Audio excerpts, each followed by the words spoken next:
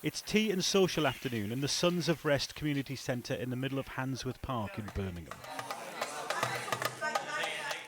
But this council building and hundreds of other places like parks, libraries and landmarks could be sold off to make money because the council is effectively bankrupt.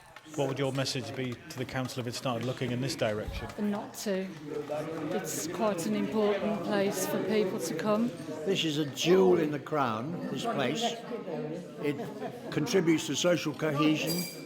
If you ever want an example of a multiracial society which is under a lot of pressure at the moment working, look at this one. You get rid of this, where do we go? The community is now using the law to register places like this as assets of community value to make it harder for the council to sell them. And what's your message to the council if it starts to eye up your nice little building here?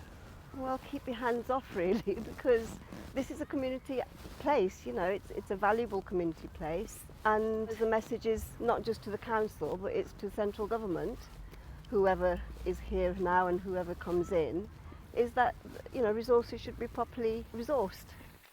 One by one, it appears councils in England are going bust. In July 2021, Slough Council issued what's called a Section 114 notice, effectively declaring itself bankrupt. More followed: Croydon, Woking, Thurrock, then Birmingham, and more recently Nottingham. Others are warning the same could happen to them, including Stoke-on-Trent, Middlesbrough, Somerset, Bradford and Cheshire East. Birmingham City Council told us it'll work with the community as it faces unprecedented financial challenges. So what are their options here? Well, they could start to raise local taxes or cut services, or as the biggest landowner around here, they're already starting to sell off property. It's a bit like that stage in Monopoly when you've run out of money and your only option left is to get rid of your assets. A spokesperson for the Department for Levelling Up Housing and Communities said Birmingham had failed to get a grip of its financial problems, adding that the government has already spent nearly £1 million securing 4 community assets in the city. Because the weather is a bit cold, there's not many people around today. And there's a lot of need here, isn't there? Oh yes. This is Ladywood, inner city Birmingham. It was once labelled the benefits capital of Britain. And this is the building where it all happens. It is. It also has a thriving community centre. I have another benefit advisor and an advocate. Karen, one of the organisers, tells me people can do anything from access financial advice to wash their clothes here. And there are big plans to regenerate this whole area. Now that's all been thrown into doubt, along with the future of this place.